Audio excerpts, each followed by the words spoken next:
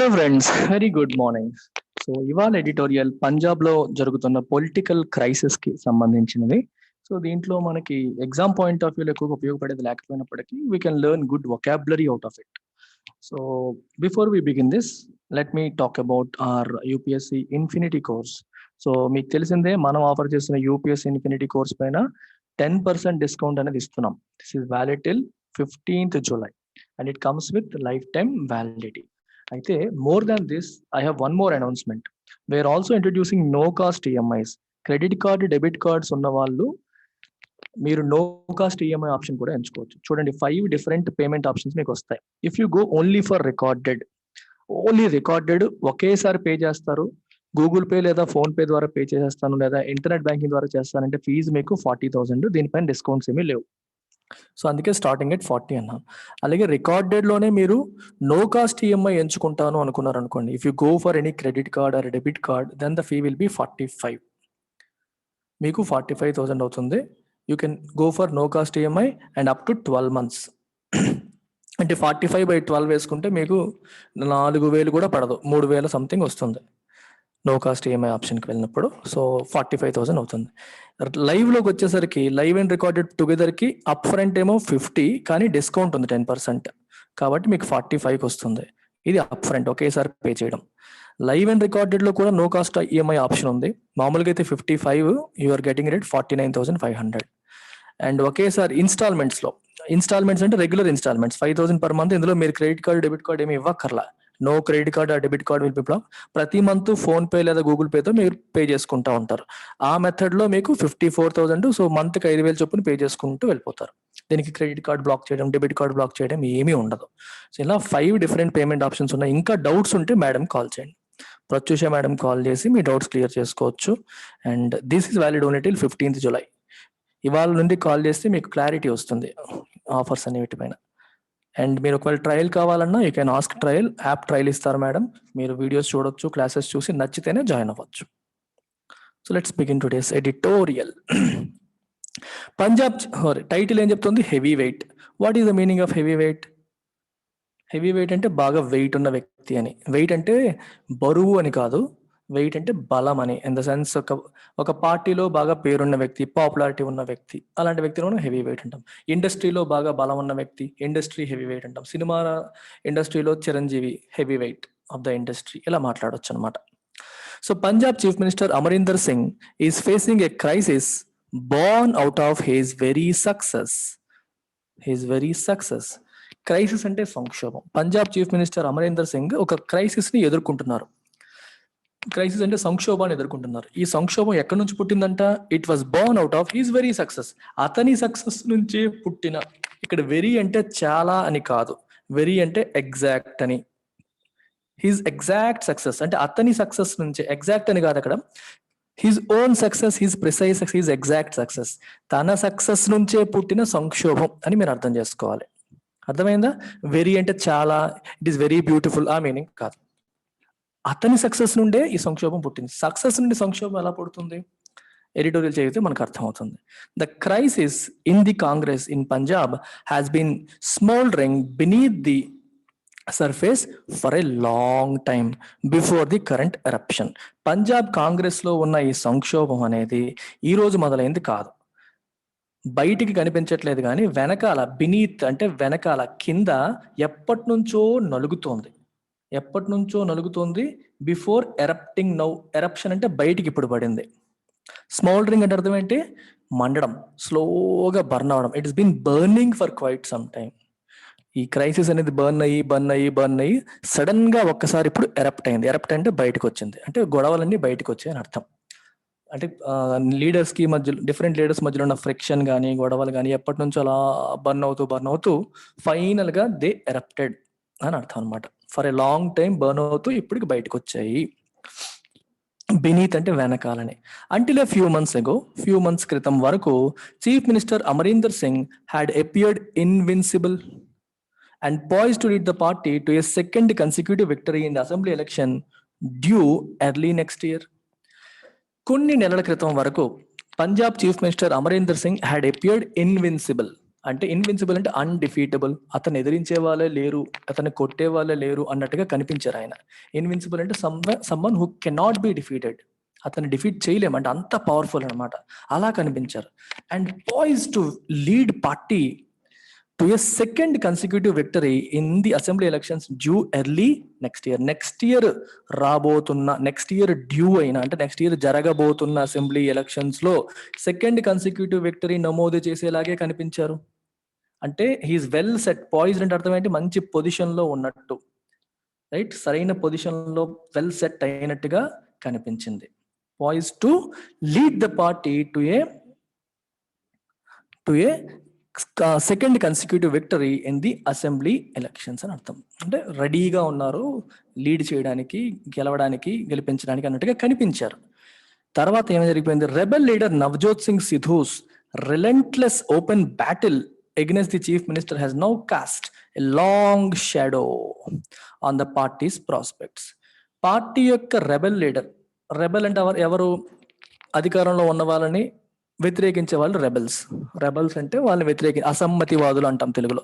నవజోత్ సింగ్ సిద్ధు మన క్రికెటర్ ఈయన యొక్క రిలెంట్లెస్ ఓపెన్ అటాక్. రిలెంట్లెస్ అంటే వితౌట్ గ్యాప్ లేకుండా, విరామం లేకుండా ఓపెన్ అటాక్ చేస్తూ వచ్చారు, ఓపెన్ బ్యాటిల్ చేస్తూ వచ్చారు. ఎవరి పట్ల? Against chief minister Amarinder Singh కి వ్యతిరేకంగా ఈయన రిలెంట్లెస్ గా బ్యాటిల్ చేస్తూ వచ్చారు. ఈ చేయడం అనేది ఏమైంది? Has now cost a long shadow on the parties prospects. Party అవకాశాల పైన అది మేఘాలని కమ్మింది, నీడని కమ్మింది, అనుమానపు నీడలను కమ్మింది అని చెప్పొచ్చు. అంటే అవుతాయా అవ్వవా అనే సందేహాలు వచ్చేలాగా చేసింది. అవుతాయా అవ్వవా అనే సందేహాలు వచ్చేలాగా చేసింది. ఏంటి చేసింది? ఆయన యొక్క రిలెంట్లెస్ ఓపెన్ బ్యాటిల్, ఆయన గ్యాప్ లేకుండా ఓపెన్ గా ఇలా చేస్తున్న బ్యాటిల్ ఏం చేసింది? అనుమానాలు వచ్చేలాగా, సందేహాలు కలిగేలాగా చేసింది. పార్టీ యొక్క ప్రాస్పెక్ట్స్ అంటే అవకాశాల పైన. ఎందుకంటే ఇంటర్నల్ గా వీళ్ళు కొట్టుకుంటే అది బయట వాడికి ప్లస్ అవుతుంది. అలాంటి సందేహం వచ్చేలాగా చేసింది. ఇక్కడ ఏం రాశారు? కాస్ట్ ఎ షాడో. కాస్ట్ ఎ షాడో అంటే మీనింగ్ ఏంటి? అనుమానాలు కలిగించేలాగా చేయడం. అంటే మనకి ఉన్న కన్ఫర్మేషన్ని, కన్ఫర్మ్డ్ గా గెలిచేస్తాము అనుకునే సిచ్యువేషన్ ని, హోప్ఫుల్ గా ఉన్న సిచ్యువేషన్ ని to make it less hopeful. పక్కాగా గెలిచేస్తుంది అమరీందర్ సింగ్ గారి హయాంలో అనుకునే టైంలో సిద్ధు గారు ఓపెన్ గా ఆయన పైన అటాక్ చేయడం, పార్టీల అసమ్మతి రగిలేలా చేయడం వల్ల now we have doubts. The situation has become less hopeful అని అర్థం అన్నమాట. మీరు ఆ కాంటెక్స్ని అర్థం చేసుకుంటే మీకు క్లియర్గా ఉంది ఇలాంటివి ఎలాంటి సందర్భాల్లో వాడతారు అని చెప్పి మనం చెప్పొచ్చు. ఫర్ ఎగ్జాంపుల్, మనకి ఏదైనా స్పోర్ట్స్లో మాట్లాడితే Roger Federer appeared to be on way to winnowing Wimbledon అని చెప్పి అనొచ్చు. కాకపోతే మధ్యలో ఆయనకి చిన్న ఇంజురీ అయింది, లేకపోతే చిన్న కాలు పట్టేసింది. Now it has cost a shadow on his winnowing prospects. ఈ ఇంజురీ అనేది ఆయన గెలుస్తాడా లేదా అనే విషయంలో సందేహాలకి కారణమైంది, హోప్స్ ని తగ్గించింది. అలాగనమాట. మిస్టర్ సిద్ధు ఏ పార్టీ హాపర్, HOPPER. హోప్ కాదు ఇది, హాప్ అంటే ఒక చోట నుంచి ఇంకో చోటికి జంప్. హాపింగ్ అంటే ఒక చోట నుంచి ఇంకో చోటికి జంప్ చేసేవాళ్ళు అన్నట్టుగా మనం చెప్పొచ్చు. హాప్ చేయడం ఒక అంటే ఇంతకుముందు బీజేపీలో, అంతకుముందు ఇంకో పార్టీలో, ఇప్పుడు ఇక్కడ. Driven by personal ambition. అతనికి ఏంటి? అతను సీఎం అవ్వాలనే అంబిషన్ అనేది ఆయన డ్రైవ్ చేస్తుంది.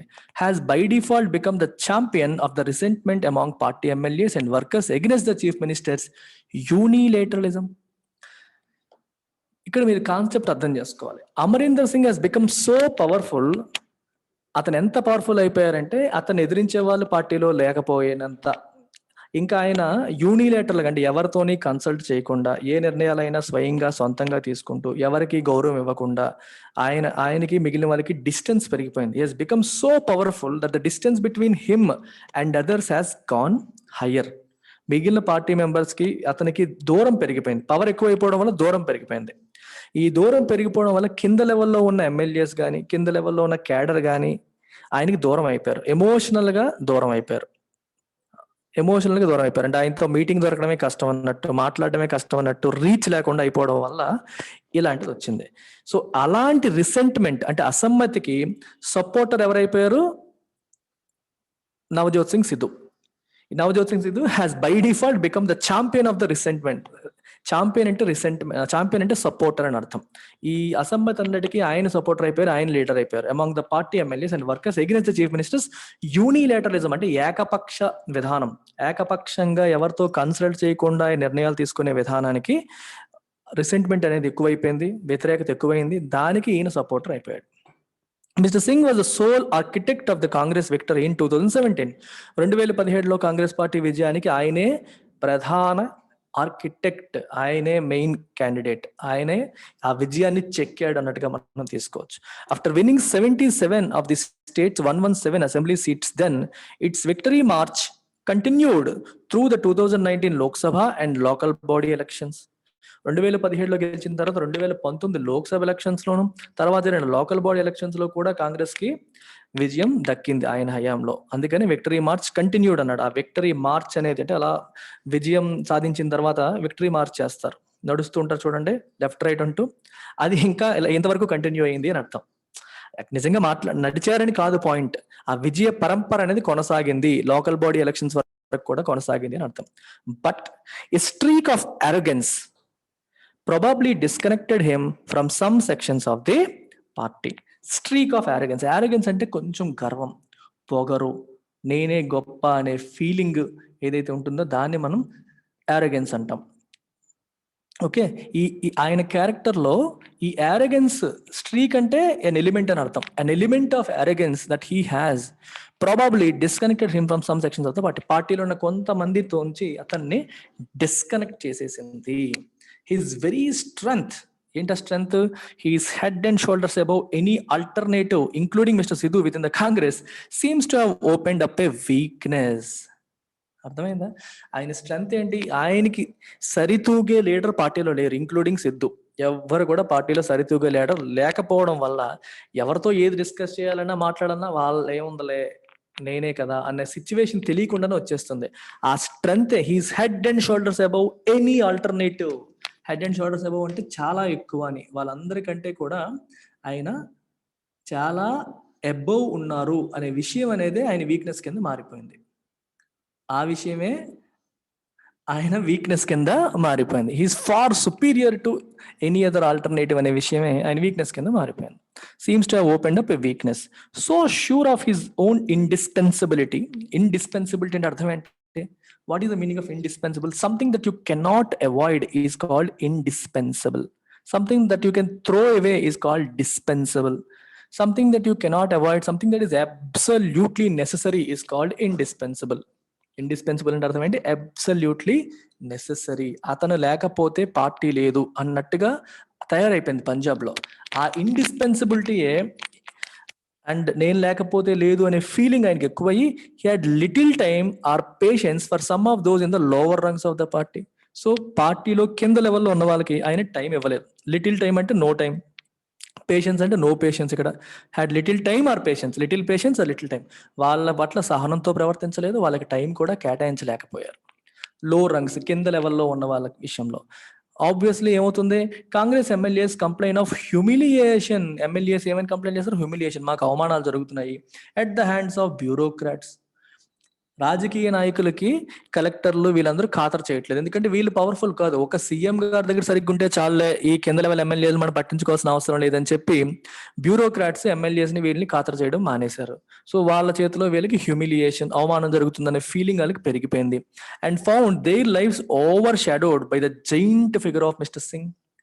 పార్టీలో ఉన్నామనే పేరే తప్పితే వీళ్ళకంటూ ఒక పేరు రావట్లేదు. అమరీందర్ సింగ్ అంత పెద్ద ఆయన ఆ జైంట్ ఫిగర్ ముందు వీళ్ళు మినిస్క్యూల్ గా కనిపిస్తున్నారు, ఏనుగు పక్కన ఎలకల్లా అయిపోయారు.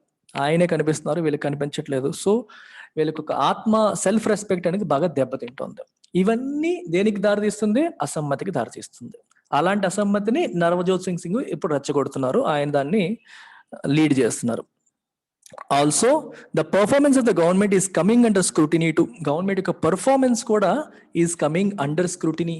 అంటే ఇప్పుడు దాన్ని కూడా అందరూ ఎవాల్యుయేట్ చేసే పరిస్థితి వచ్చేసింది. కొంచెం పర్ఫార్మెన్స్ కూడా దెబ్బతినింది.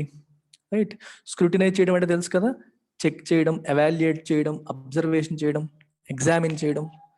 హై పవర్ టారిఫ్స్ పెరిగిపోయాయి, ఎలక్ట్రిసిటీ బిల్స్ పెరిగాయి, పవర్ కట్స్ పెరిగిపోయాయి, హయ్యర్ లెవెల్ అన్ఎంప్లాయ్మెంట్ రేట్ ఉంది, అన్చెక్డ్ డ్రగ్ ట్రాఫికింగ్ అనేది నిరాటంకంగా కొనసాగుతుంది. అన్చెక్డ్ అంటే వితౌట్ ఎనీ కంట్రోల్ లేకుండా, ఎటువంటి అడ్డంకి లేకుండా డ్రగ్ ట్రాఫికింగ్ అనేది, డ్రగ్స్ అనేవి సప్లై అయిపోతున్నాయి. Have expose the chinks in the armour of the chief minister. Chinks in the armour అంటే, ఇప్పుడు మీకు ఆర్మర్ అంటే అర్థం ఏంటి? మనం యుద్ధం చేసినప్పుడు మీరు చూసుకుంటే ఒక ఆర్మ్ గార్డ్ మనకి చెస్ట్ పైన, బాహుబలి సినిమా చూస్తే మీకు తెలిపిస్తుంది, చెస్ట్ పైన ఉంటుంది చూడండి, మనకి డైరెక్ట్ గా బాణం గుచ్చుకోకుండా ఉండేది, దాన్ని ఆర్మర్ అంటాం. ఆ ఆర్మర్కి ఒక కన్నం ఉందనుకోండి, ఎక్కడైనా కన్నం ఉంటే రిస్క్ ఏంటి? ఆ కన్నంలోంచి బాణం వెళ్ళిపోతే నువ్వు చచ్చిపోతావు, అంతేనా? ఆ కన్నమే చింక్ ఇన్ ది ఆర్మర్ అంటే నార్మల్ గా పవర్ఫుల్ గా లేకపోతే మంచిగా ఉన్న దాంట్లో ఉన్న లోపాలు. Chinks in the armour indicates flaws or the negative aspects of something really good. బాగున్న దాంట్లో ఉన్న నెగిటివ్ ఆస్పెక్ట్స్ ని చింక్స్ ఇన్ ది ఆర్మర్ అని చెప్పి అంటాం. అంటే లోపాలు, వీక్నెస్ అనమాట, వీక్నెసెస్ ఇన్ సంథింగ్, దాన్ని చింక్స్ ఇన్ ది ఆర్మర్ అని చెప్పి మనం అంటాం. ఆ వీక్నెస్ ని అడ్వాంటేజ్ గా తీసుకోవచ్చు. ఈ అండర్ పర్ఫార్మెన్స్ ఏదైతే ఉందో, పవర్ టారిఫ్స్ పెరిగిపోవడం, పవర్ కట్స్ పెరిగిపోవడం, అన్ఎంప్లాయ్మెంట్ రేట్ ఎక్కువ ఉండడం, డ్రగ్ ట్రాఫికింగ్ ని కంట్రోల్ చేయలేక, ఇవన్నీ కూడా చింక్స్ ఇన్ ది ఆర్మర్ ని ఎక్స్పోజ్ చేసేసాయి, ఆయన వీక్నెస్ ని ఎక్స్పోజ్ చేసేసాయి. So faced with bad options, the Congress central leadership appointed a committee headed by Mallikarjun Kharge. Central leadership ఏం చేసింది? మల్లికార్జున్ ఖర్గే ఆధ్వర్యంలో ఒక కమిటీని అపాయింట్ చేసింది. ఏంటి పరిస్థితి అక్కడ, ఏంటి, ఎలా ఉంది, ఏంటి అని చెప్పి కమిటీని ఏర్పాటు చేసింది. It met with around 150 party leaders. 150 మంది పార్టీ లీడర్స్ నా కమిటీ కలిసింది. And submitted report, but that has only opened a Pandora's box. ఇంకొక ఇడియం వచ్చింది చూడండి. ఈ కమిటీ 150 మందిని కలిసి వాళ్ళ ఒపీనియన్స్ అన్ని తీసుకుని రిపోర్ట్ సబ్మిట్ చేసింది. కానీ సబ్మిట్ చేయడం అనేది has only opened a Pandora's box. యాక్చువల్గా ఒక ప్రాబ్లమ్ ని సొల్యూషన్ ఇద్దాము అని చెప్పి ఈ కమిటీని ఏర్పాటు చేసి ఒపీనియన్స్ తీసుకున్నారు, సబ్మిట్ చేశారు. దీనివల్ల ఏమవుతుంది? అదొక పాండోరాస్ బాక్స్ ని ఓపెన్ చేయడం అంటే అర్థం ఏంటంటే, it has opened up a lot of other possibilities. ఇప్పుడు అనుకోండి, బ్లైండ్ గా మనకి అమరేందర్ సింగ్ ఒక్కలే కదా మెయిన్ క్యాండిడేట్, వాళ్ళకే సీఎం పదవి ఇచ్చేస్తామని ఉంటుంది. ఇప్పుడు వేరే ఆయనకి వ్యతిరేకంగా చాలా మంది మాట్లాడారు అనుకోండి, ఇంకేం చేయాలో తెలియదు. ఇప్పుడు ఈయన పవర్ఫుల్ పర్సనాలిటీ, పీపుల్ దగ్గర పాపులారిటీ ఉన్న వ్యక్తి, కానీ ఇంటర్నల్ గా పార్టీ లీడర్స్ అందరికి కూడా ఈయన మాకొద్దు, మాకు వేరే సిద్ధు కావాలని అడిగారు అనుకోండి, అప్పుడు ఏమవుతుంది? నీకు డైలమా పెరిగిపోతుంది, ఆప్షన్స్ పెరిగే కొద్దిగా తలనొప్పులు పెరిగిపోతాయి. అందుకనే అలా రాశారు. So open a Pandora's box అనేది ఏ సెన్స్ లో వాడతారంటే, దీనివల్ల ప్రాబ్లమ్స్ ఇంకా పెరుగుతాయి, ఇంతకు ముందు లేని ప్రాబ్లమ్స్, కొత్త తలనొప్పులు వస్తాయి అనే సందర్భంలో మనం వాడతాం. అనమాట. ఇంతకుముందు ఈ ప్రాబ్లం లేదు. పంజాబ్ లో ఎవరు మనకి లీడర్ అంటే అమరేందర్ సింగే. ఎప్పుడైతే ఈ సర్వే చేశారో, ఆయనకి వ్యతిరేకంగా ఎప్పుడైతే ఈ రిపోర్ట్ వస్తుందో, దానివల్ల ఏమవుతుంది? వీళ్ళకి చేయాలా, వాళ్ళకి చేయాలా, ఈ కొత్త తలకాయ నొప్పులు మనకి ఓపెన్ అవుతున్నాయి అనేది అర్థం. ఓకేనా? ఇప్పుడు ఏదైనా మనకు కంప్యూటర్లో ఒక ఇష్యూ వచ్చింది అనుకోండి, ఆ బగ్ ని ఫిక్స్ చేయడానికి మనం ట్రై చేస్తున్న క్రమంలో ఇంకొక 10 కొత్త బగ్స్ అది ఓపెన్ చేసింది అనుకోండి, it has open a Pandora's box. ఒక ప్రాబ్లం సాల్వ్ చేద్దాం అనుకుంటే దానివల్ల కొన్ని కొత్త ప్రాబ్లమ్స్ క్రియేట్ అయ్యాయి. అలాంటి సిచ్యువేషన్ కి మనం ఈ ఈడియం అనేది వాడతాం. The chief minister took the committee deliberations as a slight. అవమానం కింద భావించారు. ఈ కమిటీ డెలిబరేషన్స్, ఈ డిస్కషన్స్, ఈ చర్చలన్నింటినీ కూడా ఆయన ఒక స్లైట్ కింద, ఒక అవమానం లాగా ఆయన భావించారు. తనని తక్కువ చేసినట్టుగా ఆయన భావించడం జరిగింది. ఆబ్వియస్ గా ఆయన అంత పవర్ఫుల్ లీడర్ అయినప్పుడు మళ్ళీ ఒక కమిటీని పెట్టి అందరి దగ్గర మాట్లాడించి ఆయన గురించి, అది ఆబ్వియస్ గా ఆయనకి ప్రాబ్లం కింద, ఐఎమ్ రియలీ సారీ, ఒక ఇన్సల్ట్ లాగా ఆయన ఫీల్ అవ్వడం జరిగింది. And his detractors as a slide and his detractors as an open season. So దీని అర్థం ఏంటో ఒకసారి చూద్దాం. ఓపెన్ సీజన్ అంటే ఇక్కడ ఏ సెన్స్ లో వాడారు అనేది మనం చూద్దాం. ఇక్కడ ఓపెన్ సీజన్ అంటే ఏ సెన్స్ లో వస్తుందంటే, డిట్రాక్టర్స్ అంటే తనని వ్యతిరేకించే వాళ్ళు, తనని ఫాలో అవ్వకుండా వ్యతిరేకించే వాళ్ళు, తనకి ఆపోజిట్ గా ఉన్న వాళ్ళందరినీ, వాళ్ళకి ఈ సిచ్యువేషన్, ఈ డెలిబరేషన్స్, కమిటీ వేయడం అనేది ఒక అవకాశం కల్పించేసింది మాట్లాడడానికి అనే సెన్స్ లో వచ్చిందనమాట. Open season is nothing but a situation which provides an opportunity to criticize. అర్థమైందా? ఆయన క్రిటిసైజ్ చేసే వాళ్ళందరికీ ఈ కమిటీ డెలిబరేషన్స్ వాళ్ళు వెళ్ళి అడగడం అనేది ఒక ఆపర్చునిటీ అయిపోయింది. దాన్ని వాళ్ళు వాడుకొని నా గురించి ఇలా మాట్లాడారు అనేది ఆయన ఉద్దేశం. ఈ కమిటీ డెలిబరేషన్స్ అనేవి ఒక ఇన్సల్ట్ కింద ఆయన భావించారు. ఈ consider that as an insult and ఆయన వ్యతిరేకించే వాళ్ళందరికీ ఒక అవకాశాన్ని కల్పించింది ఇది నన్ను తిట్టడానికి అనే సెన్స్ లో ఆయన ఫీల్ అవ్వడం జరిగింది. Meanwhile the unmistakable though oblique endorsement of Mr Sidhu by the Gandhi family has complicated the scene further.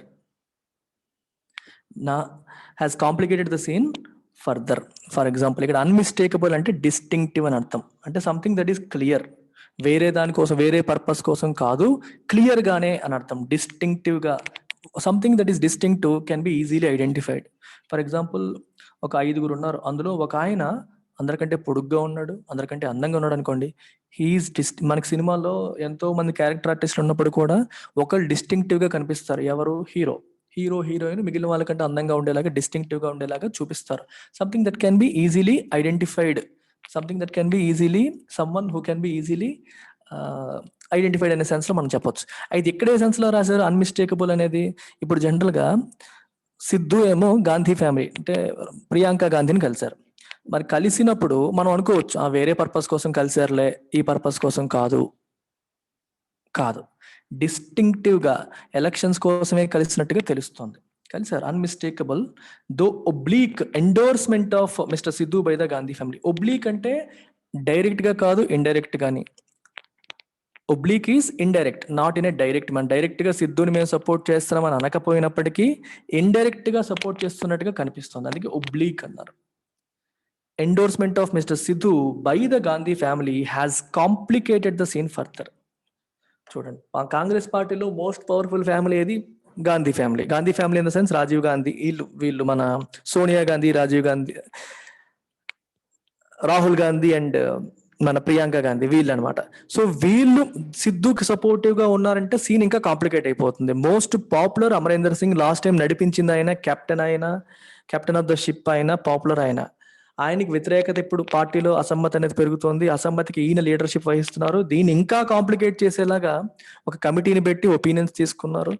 ఇంకా ఫర్దర్ కాంప్లికేషన్ ఏంటి? వీళ్ళకి గాంధీ ఫ్యామిలీ సపోర్ట్ చేస్తున్నట్టుగా కనిపిస్తోంది, డైరెక్ట్ గా కాకపోయినా ఇండైరెక్ట్ గా. అది ఇంకా కాంప్లికేషన్ పెంచేసింది. The former cricketer is a recent entrant in Congress. ఆయన ముందు నుంచి ఉన్న వ్యక్తి కాదు, రీసెంట్ గా వచ్చిన వ్యక్తి.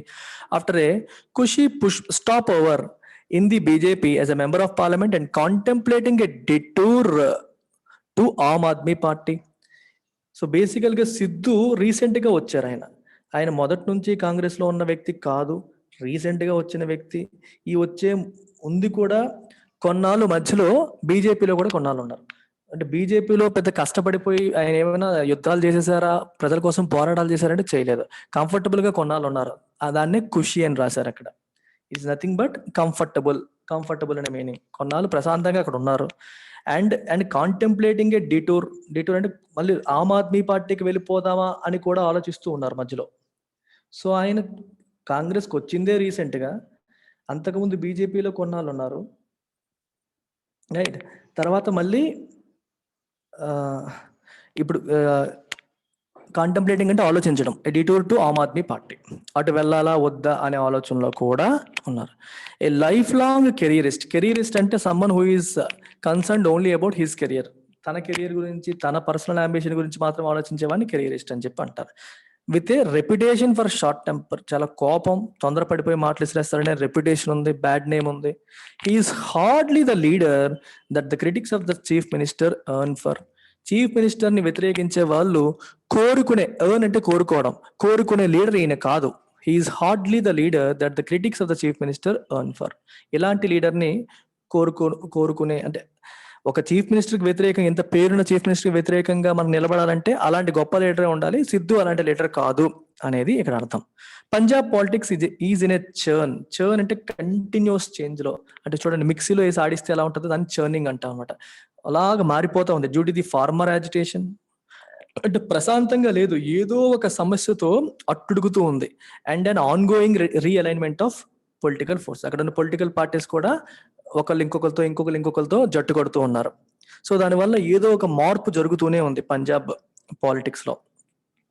ఎందుకంటే ఫార్మర్ యాజిటేషన్ వల్ల బీజేపీ యొక్క పవర్స్ కంప్లీట్ గా తగ్గిపోయాయి. ఫార్మర్స్ అందరూ బీజేపీ వ్యతిరేకంగా ఉండడం వల్ల బీజేపీ వచ్చే అవకాశాలు చాలా చాలా తక్కువైపోయాయి.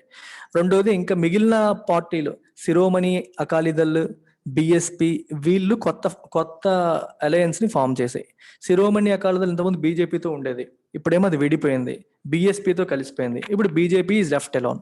ఒకప్పుడు శిరోమణి అకాలీదళ్ బీజేపీ కలిసి ఉండేవి, బీజేపీ విడిపోయింది. ఇప్పుడు బీజేపీని వదిలేశారు మన ఈ చట్టాలు తీసుకురావడం వల్ల, ఫార్ములాస్ తీసుకురావడం వల్ల. యాజిటేటింగ్ farmers may have political plans in the coming months. ఈ ఫార్మర్స్ కి కూడా పొలిటికల్ ప్లాన్స్ ఉండొచ్చు. ఈ ఫార్మర్స్ లీడర్స్ ఉన్నారు చూడండి, నాయకులు, రైతు నాయకులు, వాళ్ళు కూడా పాలిటిక్స్ లో ఎంటర్ అవ్వాలని అనుకోవచ్చు in the coming month. The Congress central leadership and Mr Singh, Amarinder Singh మరియు central leadership must work together, కలిసి పనిచేయాలి. Than at cross purposes. అర్థమైంది? కలిసి పనిచేయాలి. ఒక్కొక్కరు ఒక్కొక్క పర్పస్ కోసం పనిచేస్తున్నారు ప్రజెంట్. ఒక్కొక్కరు ఒక్కొక్క పర్పస్ కోసం, వాళ్ళొక దారిలో వీళ్ళొక దారిలో వెళ్తున్నారు ప్రజెంట్. అలా కాకుండా ఇద్దరు ఈ ఎట్ క్రాస్ పర్పసెస్ అంటే in a way that causes confusion. ఒక్కొక్కరు ఒక్కొక్క గోల్తో వెళ్తున్నారు. ఇప్పుడు సెంట్రల్ లీడర్షిప్ ఏమో ఒక గోల్తో వెళ్తుంది, అమరీందర్ సింగ్ ఏమో ఇంకో గోల్తో వెళ్తున్నారు. ఒకే పార్టీలో ఉన్న వాళ్ళు సెంట్రల్ లీడర్షిప్ ఒక దారిలో, స్టేట్ లీడర్షిప్ ఇంకో దారిలో వెళ్తే దట్ లీడ్స్ టు కన్ఫ్యూజన్ కి అన్నిటికీ దారి తీస్తుంది అది. అందువల్ల అలా చెయ్యకుండా ఒకే దారిలో వెళ్ళాలి. Work together to bring order with in the party. అలా చేస్తేనే పార్టీలో ఆర్డర్ వస్తుంది. ఆర్డర్ తీసుకురావడానికి అలా చేయాలి. So that the government can steer the states progress without the dramatic distraction. Steer అంటే ముందుండి నడిపించడం. స్టీరింగ్ ఏం చేస్తుంది? స్టీరింగ్ వీల్ దారి చూపిస్తుంది కదా, అలాగనమాట. అప్పుడు గవర్నమెంట్ స్టేట్ యొక్క ప్రోగ్రెస్ ని, రాష్ట్రం యొక్క పురోగతిని ఇలాంటి డ్రమాటిక్ డిస్ట్రాక్షన్స్ లేకుండా, ఇలాంటి డ్రామా లేకుండా, డిస్ట్రాక్షన్స్ లేకుండా ముందుకి స్టేట్ ని తీసుకెళ్ళడం అవుతుంది. లేకపోతే అనవసరంగా it's waste of time. So dramatic కి మీకు 2-3 మీనింగ్స్ ఉంటాయి. ఇక్కడ సడన్ అనే మీనింగ్ తీసుకోవచ్చు. ఈ సడన్ డిస్ట్రాక్షన్స్ ఏమీ లేకుండా, ఈ డ్రామా లేకుండా, 2 మీనింగ్స్ కూడా ఫిట్ అవుతాయి. డ్రామాస్ లేకుండా, డిస్ట్రాక్షన్ అనేది లేకుండా ముందుకు తీసుకెళ్ళొచ్చు స్టేట్ ని అనేది దీని అర్థం. That's about it. Take care, by.